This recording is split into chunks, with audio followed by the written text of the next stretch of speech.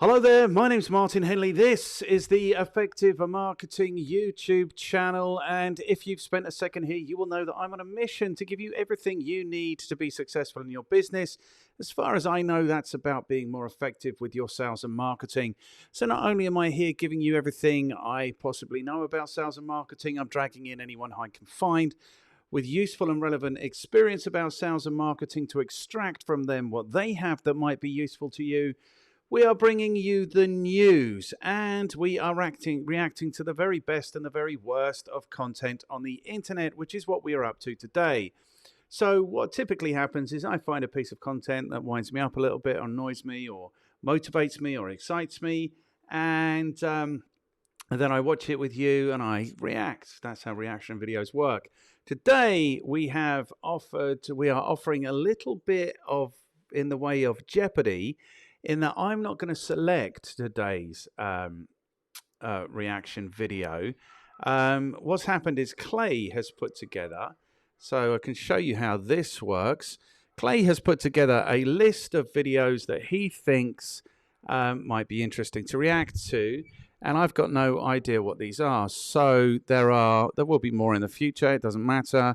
I'm going to go for number 2, and we will see what number 2 is. Catalyst. Okay, interesting. So this is the secret behind Coca Cola's marketing strategy. Okay, so initial thoughts. Initial thoughts are, I've got very strong views on. I think I've got strong views on Coca Cola. I don't like it. I don't drink caffeine anymore. I haven't drunk caffeine for nearly 20 years. So Coca-Cola isn't really a product that I'm interested in.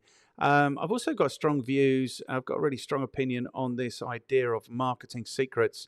I think the secret to marketing is learn as much as you possibly can about it. Learn as much as you possibly can about your market. That's what marketing is. And then do some marketing. That's the secret. And then I think you will be much more successful. So there's 2 things here that get in my goat a little bit right off the bat. The first is don't particularly enjoy Coca-Cola. Don't enjoy it at all. In fact, that's not true. I remember how amazing it is when you're really thirsty and you get a really nice cold Coke. You know, that is amazing. That combination of coldness and sugarness and all of that stuff, and maybe the caffeine and all. So I remember how delicious it is. I just don't partake anymore, and I'm not big on secrets. Anyway, enough from me. Let's see about the secrets to Coca-Cola's marketing strategies. I'm Charles Painter, and today we're going to be talking about the marketing campaigns of the Coca Cola Company. Okay, let's just check that those levels are good. Coca Cola was first invented within an Atlanta-based pharmacy by Dr. John Pemberton in May 1886. Initially sold at local soda fountain counters, growing demand and the idea of making the beverage portable led to Okay, so let's go again. Coca-Cola was first invented within an Atlanta-based pharmacy by Dr. John Pemberton in May 1886. Initially sold at local soda fountain counters, growing demand and the idea of making the beverage portable led to bottling the sparkling drink. In its first year, Pemberton sold just 9 glasses of Coca-Cola a day for 5 cents a glass. 9 glasses a day for 5 cents a glass. He was making 45 cents a day. He was making 45 cents a day. Okay, so that's a little bit inspiring. This is where Coca-Cola started. 5 cents, 45 cents a day. You might say that's when 45 cents was a lot of money. Maybe it was, I don't know. Since then, the company has expanded ever so slightly.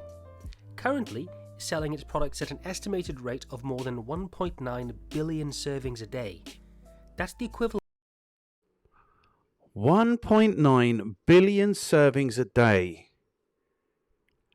Who knew? 1.9. So what is that? That's more than a quarter of the planet if each were to have 1 serving.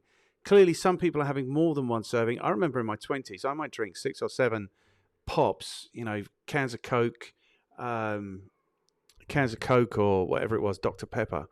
Cherry Coke. I was talking to somebody about Cherry Coke yesterday. That's delicious. 1.9 billion servings a day. Every day to almost 1 in 4 people buying something from Coca-Cola. 1 in 4 people buying something. This is insane. The Coca Cola Company is one of the most recognized companies in the world. and it's certainly the world's biggest drink company.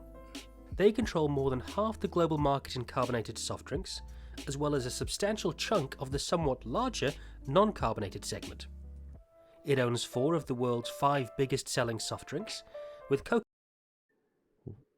Owns 3 of the world's 5 best-selling soft drinks. I thought they were going to tell us that it owns Pepsi, but it doesn't.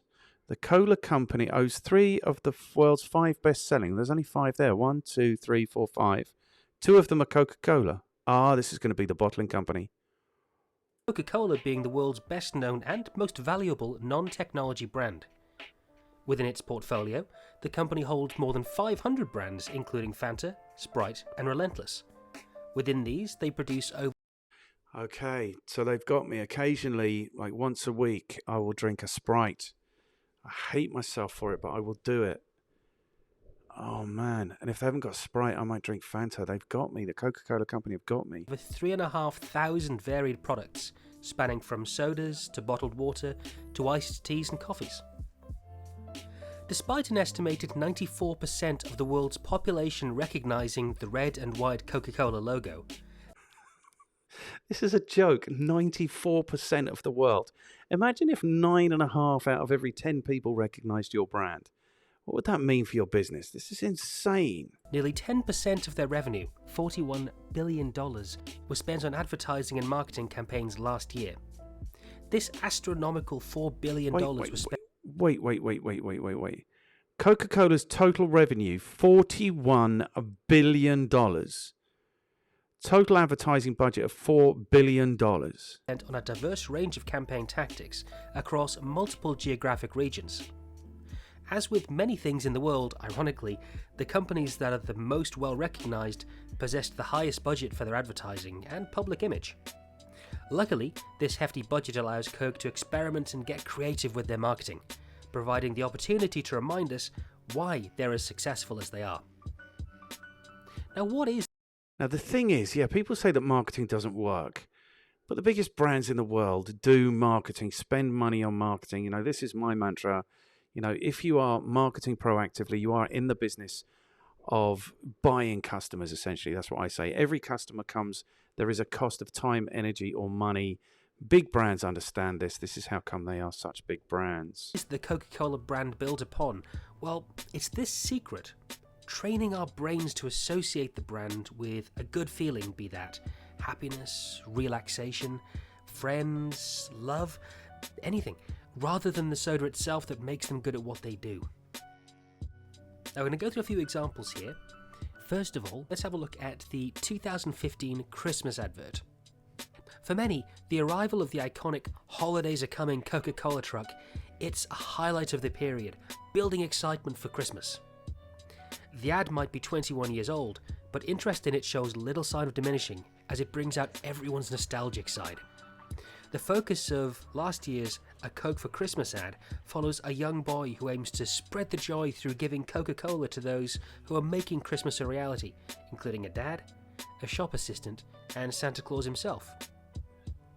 Now, the important aspects of the advert is that it targets the whole family. The ability to provide the experience for the entire family is essential. The commercial itself closely follows Coke's primary principles in their advertising. Rather than attempting to sell a drink, Coke focuses on selling an abstract positive concept, such as happiness, family, and sharing.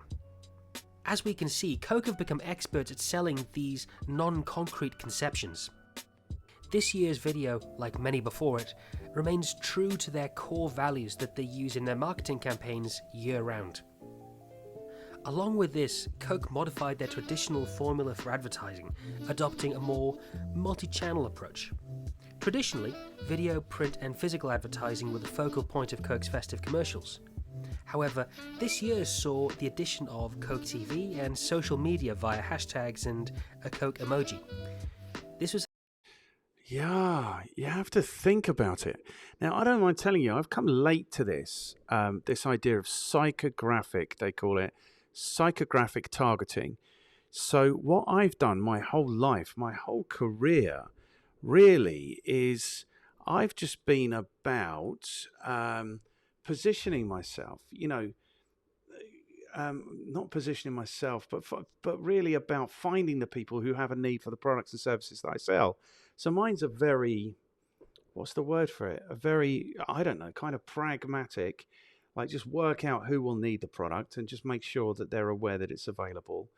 And if they've already got the need, then they will already buy it. But it was Barnaby Winter who introduced me to this idea of psychographic, and of course Warren Cass. And then more recently, I think it's going up on next week's blog, there's a really good description of what psychographic is. But so once you've done the work of working out who the product is really useful for, who's going to want it the most, then the psychographic bit is really about understanding why they're going to want to buy it, and really going to the emotional pull that is going to make them want to buy it. So it's about understanding their wants and aspirations and their fears and their frustrations. And then that gives you a whole ream of things that you can then talk about. You can talk about all of these different challenges, the frustrations, all of these different scary things, the fears. You can talk about all of these aspirations. And Coca-Cola is then, I suppose, this really aspirational thing. You know, I can't remember what it is because I just saw it 30 seconds ago and I'm old and I've forgotten already. But it's all about the feeling, the feeling, the feeling. And I'm now getting feelings like watching this. I remember when I was a little kid, we knew that it was going to be Christmas because bottles of Coke would start to appear in the cupboards. Coke wasn't anything like as regular. The rest of the year we would drink orange squash is what we would drink religiously, or lemon squash occasionally, or mixed fruit squash, or whatever it might be, but it was squash. It definitely wasn't Coke, but you knew it was getting near Christmas because all of a sudden bottles of Coke would start to appear in the cupboards and they wouldn't get opened until it was Christmas. So the genius of Coke, it's not the product. The product's, you know, really not very good for you, I think, because it's so full of sugar. The genius of Coca-Cola is the marketing 100%, and it is that they tap into that feeling and they've established themselves, these associations, with really important and good things, like Christmas, for example. This was a good shout, Clay. Thank you for bringing us this one, man. It was an attempt to broaden their influential radius. The holidays are coming. 100% the holidays are coming. Now, the next example we're going to look at is called Share a Can. Now, Coke's Share Happiness campaign has been one of the key pillars of their advertising machine. This involved multiple previous strategies, such as the Coke Hug Me machine and the hugely successful debranding tactic, which we'll talk about in a few minutes. However, the Coca-Cola sharing can may have successfully created the most literal rendition of sharing a Coke.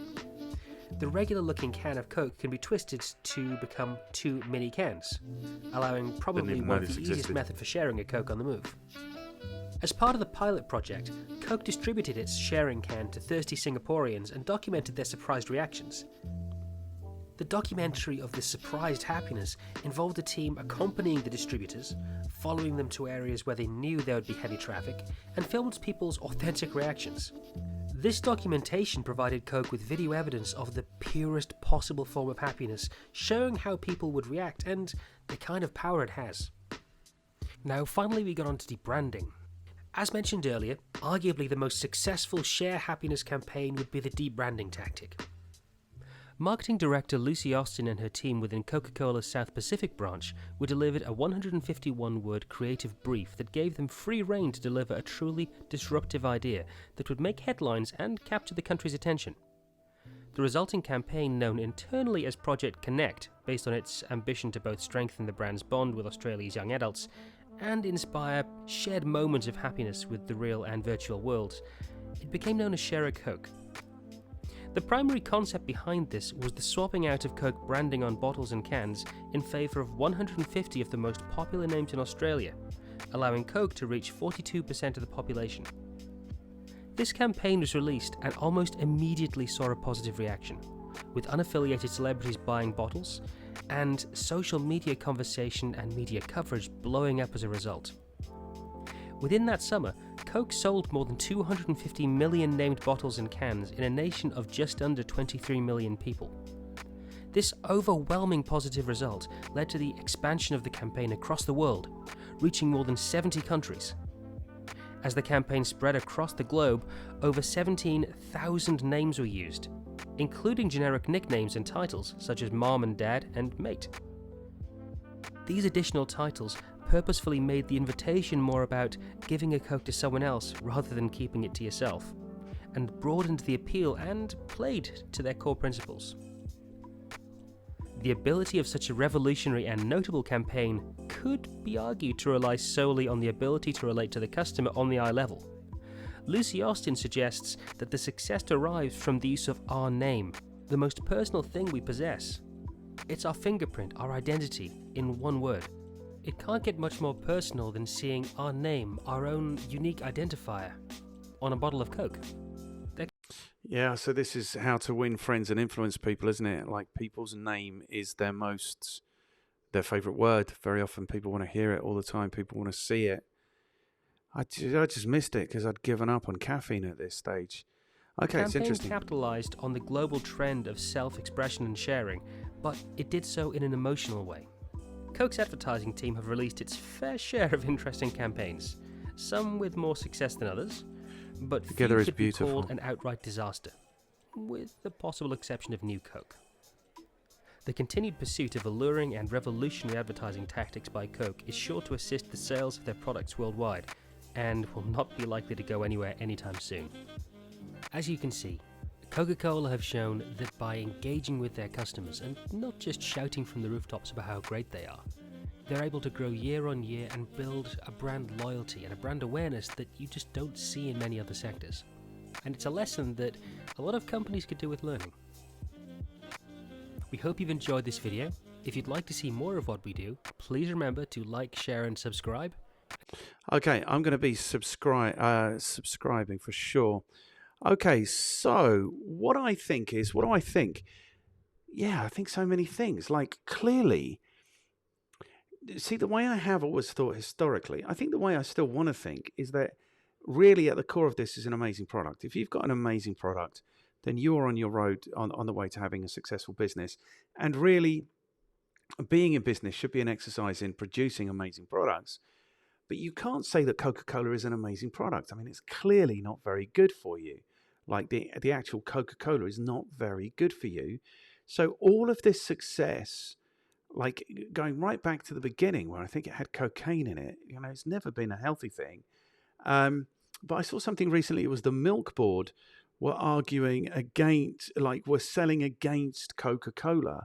Coca-Cola just completely demolished them. Previously, people would drink milk much more, and now they don't. They drink Coca-Cola.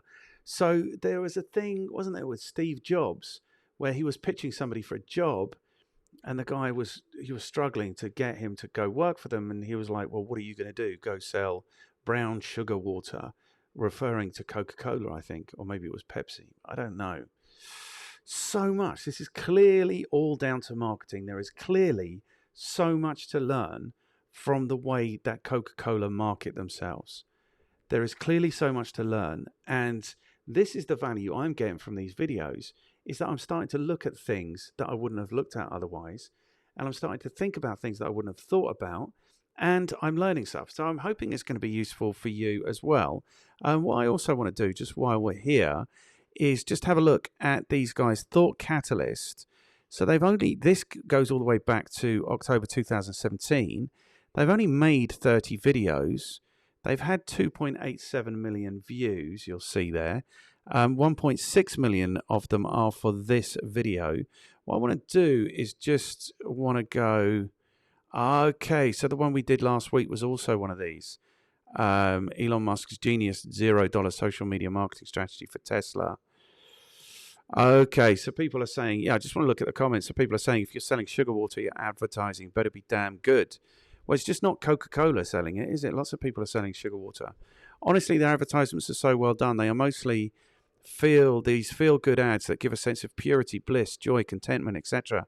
If being an architect wasn't my dream job, I would probably be eager to work as an advertisement director and use their techniques, because modern ads normally don't hit as hard as Coca-Cola's. That's true. Interesting how Coca-Cola started out so small and now one of the best sold soft drinks. I noticed that strategy and the right approach are key for a business to succeed in this highly competitive market with so many other choices that buyers can choose from. Excellent deep dive. It really was an excellent deep dive. Coca-Cola's advertising is really strong, in my opinion, because of how story-focused it is. Very informative piece. Love this. So important to focus on the idea and get consumers invested in the feeling more so than the product itself. Yeah, that's what I think. I think I'm too honest. I struggle because I need a really good product, because I don't want to deceive people. But there's nothing really very pure about Coca-Cola. There's nothing very healthy or any of these things about Coca-Cola. But these are the feelings that they elicit from us, and this is why maybe people drink so much Coca-Cola, and there's almost like a dependency. Okay, so this is really interesting. I thought that was really interesting. The question I have, though, is why haven't they applied this to their other brands? Like, I don't recall such a memorable Sprite, or I can't remember what their water is called. Maybe I drink their water. I do drink water. I drink bottled water. I don't know. But there isn't such memorable campaigns. There isn't such emotion attached to those other brands. So I wonder what the deal is there. Okay, good. I've thoroughly enjoyed watching this video. I've thoroughly enjoyed reacting this video. I hope you have too. If you have, of course, you could like, share, subscribe, comment. Yeah, that would all be really good for us. Otherwise, I'll see you here again sometime soon. Bye-bye.